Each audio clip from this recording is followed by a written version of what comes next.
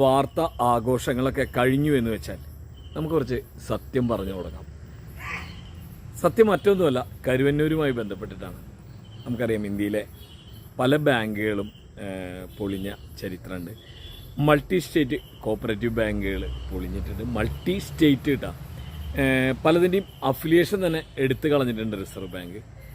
പക്ഷെ ബുദ്ധിമുട്ടും പ്രശ്നങ്ങളും ഉണ്ടായിട്ടുണ്ട് കരുവന്നൂർ സർവീസ് കോപ്പറേറ്റീവ് ബാങ്കിൽ. പക്ഷെ കരുവന്നൂർ സർവീസ് കോപ്പറേറ്റീവ് ബാങ്ക് ഒരു പഞ്ചായത്തിൻ്റെ ഉള്ളിൽ നിൽക്കുന്ന ഒരു ബാങ്കാണ്. കേരളത്തിലെ ഏറ്റവും വലിയ വാർത്തയായി, ഇന്ത്യയിലെ തന്നെ ഏറ്റവും വലിയ വാർത്തയായി. പ്രധാനമന്ത്രി പാലക്കാട് വന്ന് പ്രസംഗിച്ചു, പിടിച്ചെടുത്ത പണം തിരിച്ചു കൊടുക്കുമെന്ന് പറഞ്ഞു. ആഘോഷങ്ങളും പൂരമൊക്കെ കഴിഞ്ഞു എന്ന് വെച്ചാൽ നമുക്ക് കുറച്ച് സത്യം പറഞ്ഞു തുടങ്ങാം. ഈ സത്യം പറയാൻ നേരത്ത് ആരും തന്നെ കാണില്ല. അതങ്ങനെയാണല്ലോ, നുണ ആഘോഷമായിട്ട് പറഞ്ഞു കഴിഞ്ഞ് സത്യം പറയാൻ നേരത്ത് ആരും ഉണ്ടാവാത്ത ഒരവസ്ഥ. ആ അവസ്ഥയിൽ ഇന്നൊരു വാർത്ത നമുക്ക് കാണാം. ഹൈക്കോടതിയുടെ ഇടപെടൽ ഉണ്ടായിരിക്കുന്നു. ഇഡി കേസിലെ കുറ്റാരോപിതരുടെ മുഴുവൻ സ്വത്തുക്കളും കണ്ടുകെട്ടരുതെന്നാണ് ഹൈക്കോടതി പറഞ്ഞിരിക്കുന്നത്. അഖിലകുമാറുടെ സാഹചര്യത്തിലാണ് കോടതിയുടെ ഇടപെടൽ.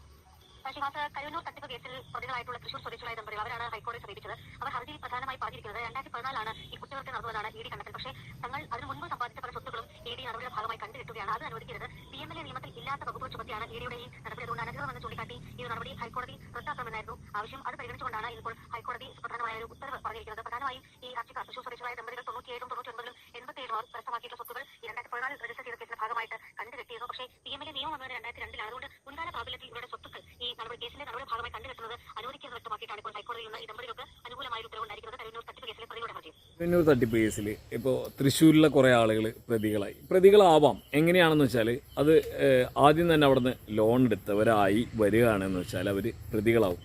അതിനാദ്യം ആരൊപ്പിട്ടിട്ടാണ് ആ ലോൺ പോയിട്ടുണ്ടാവേണ്ടത്? അതിൽ കൃത്യമായിട്ട് അവിടുത്തെ സെക്രട്ടറി, പ്രസിഡന്റ്, അക്കൗണ്ടന്റ്, അതുമായി ബന്ധപ്പെട്ട മുതിർന്ന ആ ബാങ്കിൻ്റെ ചുമതലയുള്ള ആളുകൾ ഒപ്പിട്ടാലാണ് അവിടെ നിന്ന് ലോൺ പോകുള്ളൂ. അത്തരം ലോണുമായി ബന്ധപ്പെട്ട പറ്റിക്കലാണ് നടന്നതെന്ന് വെച്ചാൽ ആദ്യം തന്നെ അവരെയാണ് അതിൽ ഒന്നാം പ്രതി, രണ്ടാം പ്രതി ആക്കേണ്ടത്. പക്ഷേ ഇ ഡി കേസിൽ അവർ മാപ്പ് സാക്ഷികളാണ്. പിന്നെ ഇവർ പറയുകയാണ് കുറേ പേരുകൾ. കാരണം അതൊരു രാഷ്ട്രീയ അജണ്ടയായിരുന്നു. നമുക്കിതിന് മുമ്പ് അത് പറയാൻ പറ്റില്ല എന്നുള്ളത് എന്താണെന്ന് വെച്ചാൽ എല്ലാ മാധ്യമങ്ങളും ഇതിങ്ങനെ വാളെടുത്ത് തുള്ളലായിരുന്നു. അപ്പോൾ അത് പറയാൻ പറ്റില്ല. ഒരു യാഥാർത്ഥ്യം, നമ്മളിപ്പോൾ ഒരു പ്രശ്നമുണ്ട് എന്നുള്ളത് സത്യമാണെങ്കിലും അതിന് മുമ്പിൽ ഒരു യാഥാർത്ഥ്യം ഉണ്ടല്ലോ, ആ യാഥാർത്ഥ്യം പറയാനായിട്ട് പറ്റില്ല എന്നുള്ളതാണ്. പ്രധാനമന്ത്രി വന്ന് പ്രഖ്യാപിക്കുകയാണ് ഇ ഡി പിടിച്ചെടുത്ത എല്ലാ തുകയും വിതരണം ചെയ്യുന്നു. ആർക്കെങ്കിലും അറിയൂ എന്തെങ്കിലും 1 രൂപ വിതരണം ചെയ്തിട്ടുള്ളതായിട്ട്? അങ്ങനെ പറ്റില്ല എന്നുള്ളതാണ്. അവിടുത്തെ പൈസ ഏതാണ്ട് കൊടുത്ത് തീർത്തിട്ടുണ്ട്.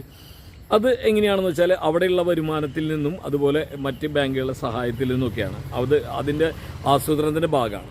എന്തായാലും കരുവന്നൂർ പുഴയോരം കതിരാടും പാടത്ത്, ഇനി ആ പാട്ട് കൂടുതൽ പാടേണ്ടി വരും. സുരേഷ് ഗോപിയുടെ നടത്തം ഒന്നും സംഭവിച്ചില്ല. കാരണം ഇപ്പോൾ നമുക്കറിയാം തിരുവനന്തപുരത്ത് അവരുടെ ഒരു ബാങ്ക് പൊളിഞ്ഞിട്ടുണ്ട്. ആരും ഒന്നും പറയാനില്ല. കോൺഗ്രസ് ഭരിക്കുന്ന പല ബാങ്കുകൾ പൊളിഞ്ഞിട്ടുണ്ട്. ആരും ഒന്നും പറയാനില്ല. ഇപ്പോൾ നമ്മുടെ അടുത്ത് ഇതേ സമയത്ത് തന്നെ ഉണ്ടായ പുത്തൂർ സർവീസ് കോപ്പറേറ്റീവ് ബാങ്കിനുണ്ടായത് ആരും പറയാനില്ല. ഇപ്പോൾ ഇടതുപക്ഷം ഭരിക്കുന്ന സർവീസ് കോപ്പറേറ്റീവുകളൊക്കെ ബാങ്കുകളൊക്കെ അടിപൊളിയാണെന്നല്ല ഞാൻ പറയുന്നത്.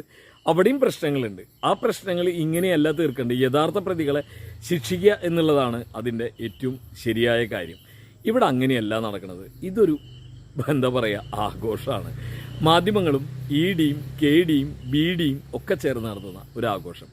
ഇനിയും ഇതിനെക്കുറിച്ച് പറയേണ്ടി വരും. നമ്മൾ പറഞ്ഞിട്ട് വലിയ കാര്യമൊന്നും ഉണ്ടായിട്ടില്ല, എങ്കിലും പറയേണ്ടി വരും കരുവന്നൂരിനെ കുറിച്ച് എന്നുള്ളത് തന്നെയാണ്. എല്ലാവർക്കും നന്ദി, നമസ്കാരം.